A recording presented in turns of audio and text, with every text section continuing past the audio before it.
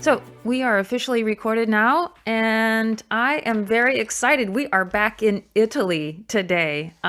This is a streak. I've had Christina and Tina, and now Erica talking about Italy and the work that's going on there. So, but before I get started, a couple housekeeping notes for people who are on here for the first time. So, this is being recorded and it will be on YouTube. So, I kindly ask you to stay off the camera and mute yourself. And so this is really for your privacy and security. And then when it comes time for questions, please unmute yourself or type a question in the chat. You can also show your video because that portion, when I'm done with the official interview, then that part is not being recorded. And for those of you watching on YouTube, this is your chance to connect directly and in person with my guests or with me, as you may choose. So without further ado, I'm announcing Erica Tello is my special guest today, and she is directing the Radiant Treasures Alliance. I will refer to that as ATR. Which goes along with the Italian translation, and it's a grassroots network of counter-trafficking organizations in Italy. And the reason I'm very keen to have Erica on here is because she's a fantastic, phenomenal person, but she's someone who saw a particular need, wanted to do something, and saw a niche and saw a gap, and worked very hard to fulfill that. So I want to just highlight this when we're thinking about counter-trafficking work, and that networking isn't always the first thing that comes to our mind because we want to work with people. So yeah, just going back I wanted to talk about networking as counter-trafficking work because this is really crucial, because when you have so many different grassroots organizations in a nation or a region, and how do we work together to help each other come together to do the work, to synergize in the work and help each other out? So that is what Erica has done in forming the Radiant Treasures Alliance. So this is your introduction, please. First, Erica, give us a brief background about who you are, where you come from, in as much or as little detail as you care to share, and tell us how you got started. Okay. Thank you. It's a privilege to be here to talk about the work here. And yeah, I grew up in small town America for most of my growing up years, and yet I had an exposure to sort of the global world of missions through different family ties in our church. And so I had always just a heart to help the marginalized and to do it in a cross-cultural context. And so in keeping with that, I went to college, got my degree in Bible in Chicago. And that was a great experience to broaden my worldview a little bit, and did several missions trips and things. And eventually I was married and we moved to Italy to work there. I also, before moving to Italy, got my master's in social work because I had this heart to help, but I felt like I needed skills as well. So that was really key in looking back and giving me the confidence to do what we've done here with ATR. So yeah, I came here sort of with that background, and can go from there as you want. Great. So just give us a brief overview about Radiant Treasures Alliance, and we'll go into more details about that. Just why don't you give us a brief introduction? Yeah, so as you mentioned, ATR it's a national network of established and developing anti-trafficking groups and individual advocates that are across Italy. So we are a faith-based coalition, and so we specifically target Christian groups and anti-trafficking efforts in our work, but we're also open to collaborating with non-Christian groups. Great. And can you explain a little bit about the origins of ATR? I mean, you said you went to Italy and you had an idea of what you were going to do, but then how do you get from just arriving in Italy with some vague ideas to starting a nationwide network in Italy? Yeah. Yeah. When we arrived in Italy, I just knew that I wanted to help a marginalized group. So I wasn't sure would that be refugees or orphans or victims of trafficking. And so we arrived on New Year's Day, 2012. So this is our 10th year here. And in coming, I just wanted to see what the team of people we were working with, where they felt like I could fit best and what work we could pursue. And so they had a desire to pursue anti-trafficking work, and so that's the way we went. And so in doing that, they had a heart for that, but they had no idea how to do it. And so it really started from scratch, and I started to build a local anti-trafficking work, a ministry or project, and eventually it grew to be what is now ATR. So. That's great. So was there anything else like it in place in Italy? There was nothing as far as a national effort for believers. So when I went to try and start this local team, I was looking for resources to use to help train them. I am not Italian, and I was trying to train Italians to do this work. So there was research that needed to happen about the problem of trafficking, research that we did about what is happening to combat the problem, who's involved. And in doing that, I found that there just were no resources. And so because of that, the next logical step for me was to spearhead the creation, the translation of a manual that could provide that type of resource for people who are either were trying to go ahead and do anti-trafficking work and doing street work and such, but maybe had they just didn't have as much knowledge or resources in order to do it as effectively or as safely as they might be able to. And so to support them, but also then as a tool for those who wanted to start something like where we were, to start from the ground up, you need some kind of baseline. So that was the first big step, I would say, and then it sort of grew from there. Yeah. And so did you have an inspiration model for a network, or I mean, how do you get to starting something like that? Yeah, not not at the time as much. There was the group where there was a coalition in the US that I was able to glean some information from, and they were the ones who also had the manual that we translated. But Italy, the context there is very different than in America. And so that was definitely a challenge because like there in Italy, there's not a real high value on collaboration and unity. It's sort of everybody fends for themselves. So it was not only not something you could see, but it was countercultural. But yet, what happened was when we were getting to the end of getting this manual done, and I had made various connections with small groups and pockets of people that I found in Italy, specifically believers who wanted to do anti-trafficking work and just were trying to do their best on their own. We had an event, a little conference where we brought all of these small groups together for the first time.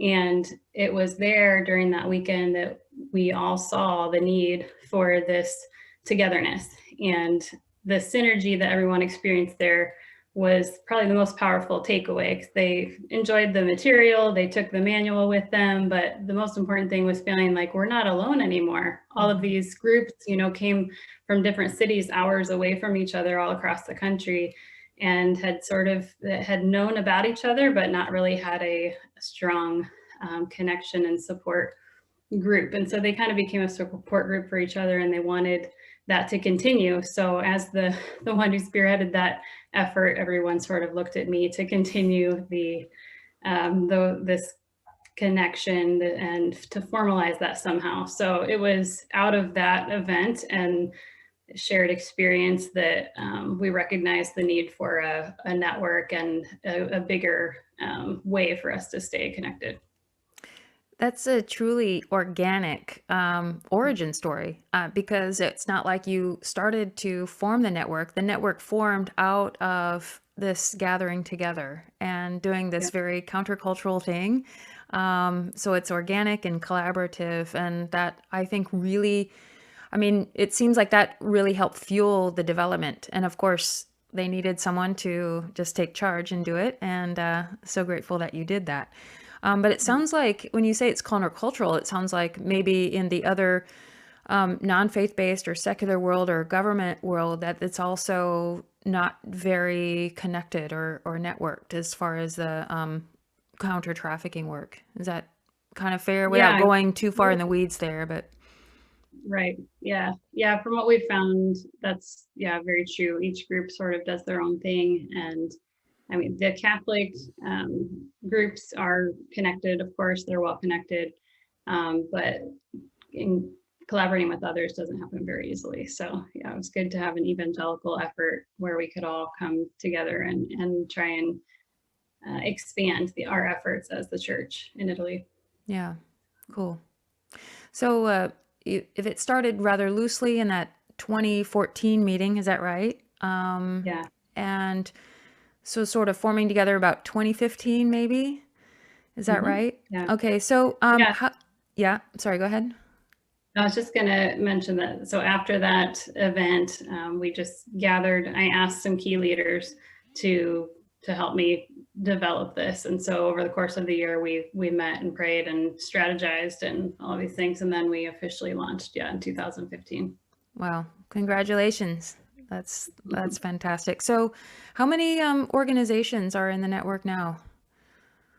Yeah. So currently we have about 9 different organizations or ministry groups, and if you'd like, I can show you on the map That'd be great. where they land. Okay. Let's see here.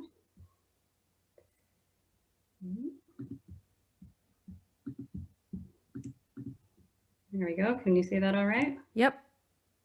Okay, so yeah, this is the ATR logo that actually symbolizes our unity. We're all separate, but we're all together. So I'm And sorry to interrupt. What's ATR in Italian then?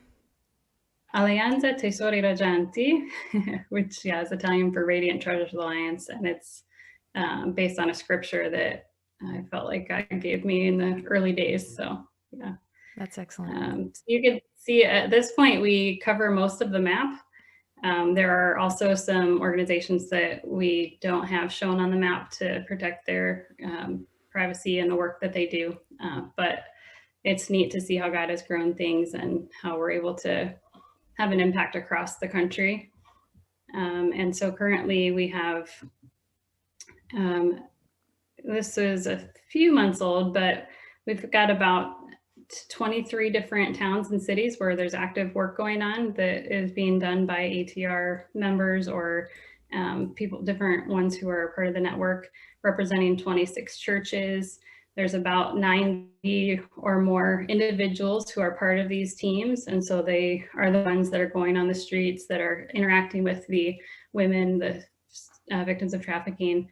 And collectively, right now, there's about 216 outreaches that happen every year as a result of all of their work, which means that we're connecting as a network with over 3,000 treasures every year in a face-to-face interaction. And that could be anything from one meeting to a weekly meeting and discipleship or work, different types of support that we're able to provide. That is fantastic. Yeah, I like how, yeah, you've encapsulated the numbers quite succinctly there, without getting overwhelmed. But that's over 3,000 treasures, and now that's yeah, the your beneficiaries. That's what you call the people that you're reaching out to, and I really love that too. That's great. And so tell us about membership. I mean, how does it work? Are there costs, or is it free? Are there individuals or organizations? Tell us a little bit about that. Sure. So we do have a formal membership process because we are an official organization in Italy, so that's required, and a small fee is required. So it's like I say, a small fee because the point is more just to have, what we ask for is some type of engagement in the network, that there would be an active involvement if you're going to be a member, but also the hope is that there would be a lot of benefit that comes from being more actively engaged. And so essentially, a person who wants to become a member just needs to agree to be involved and also ascribe to our values, since we are a Christian-based group. So we formally have around 20 individual members, and they are parts of different groups. Just for the logistics of the way membership works, we don't have any organizations who are formally members of the network, but the individuals represent them. Mm-hmm. And so the members are, they're really the lifeblood, and they're the reason why we exist, right? And so we really appreciate them, and we want to do everything we can to support them, but also to have them involved so that the network can better reflect what their needs are and serve them. Yeah, and can you talk more about the support and the kinds of things that you're offering? And I guess within the network members are also supporting each other. But can you talk about some of that? What's Yeah. happening? What's the magic happening there? Mhm. Yeah, a little bit of, most of the members are part of church-based anti-trafficking groups. And so it's, when I say an organization or a team, typically it's anywhere from a handful to a dozen, maybe, people who are actively involved in this ministry in that local church community and the surrounding community. So they aren't big groups, and they're very grassroots groups, part of those churches. And so we want them to feel empowered. So our mantra is equip, empower, and unite. So in everything we do, we want it to hit one of those or all of those areas. So just practically, the way that works out is a few different ways.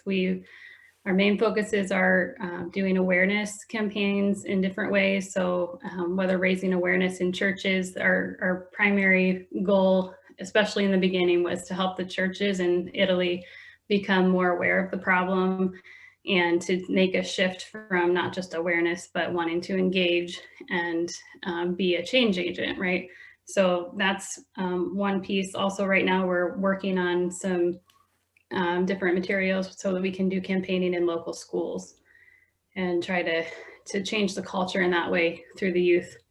A second strategy is through outreach. So most of the groups that are part of the network, their main work is outreach, which looks like street work for most of them, either doing reaching out to the treasures, as we call them, on the streets or in brothels, but mainly street work. And so they provide care and support for the women that they meet on the streets, and in whatever way that they can. And as I said, sometimes that means that they see them twice a month when they go out, and they give them a small gift and let them know that there's someone who cares about them.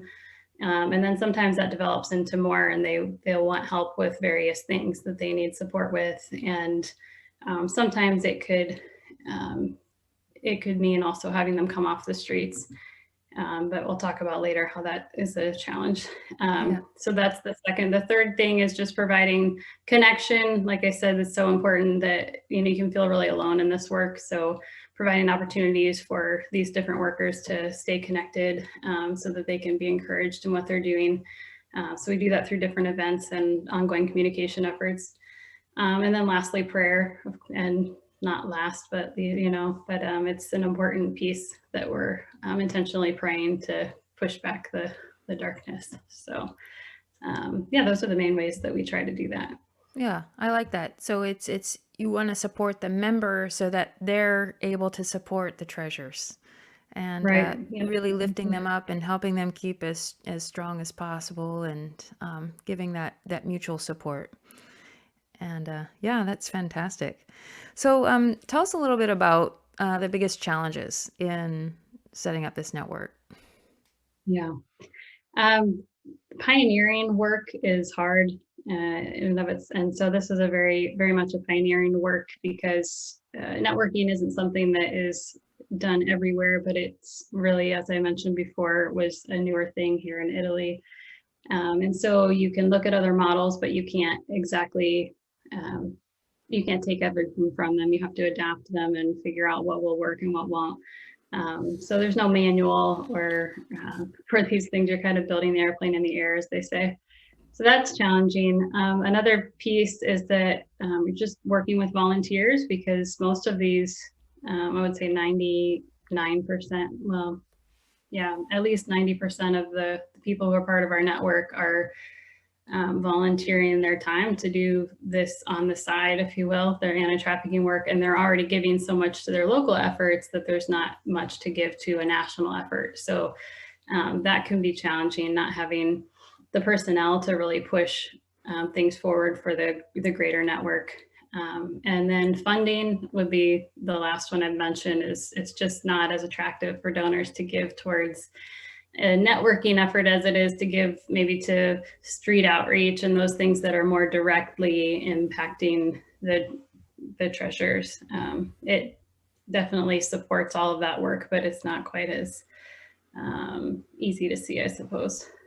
No, but hopefully we're gonna change that when people get a Yeah. hold of this video, then they're like, yes, we so need Right. this. Because it really Yeah. is, I'm a part of several networks, nationwide, Europe-wide, worldwide, and I mean, it's so key to be able to support the individuals, members of grassroots organizations and who do this, because we can't do it alone. And so I think it's just fantastic that you took this on despite all those challenges. So, yeah, can you talk about some of your greatest blessings and the celebrations that you've had?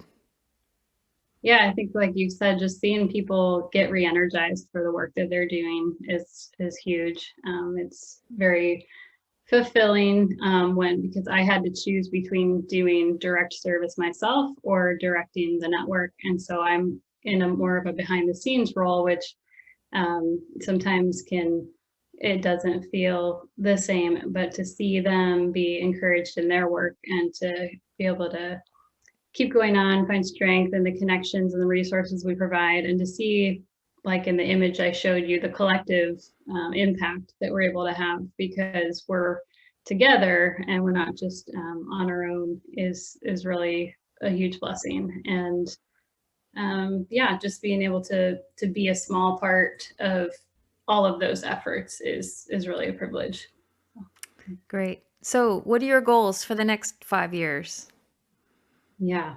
Well, so I mentioned that we've got treasures who we find on the streets, as tends to be where they are in Italy, although with COVID and things that's shifting and there's a lot more online. But um, the issue, we have treasures who need help, and then we've got these workers, all of these workers across the country who are part of our network who want to be an agent of change in their lives and want to see them free and restored.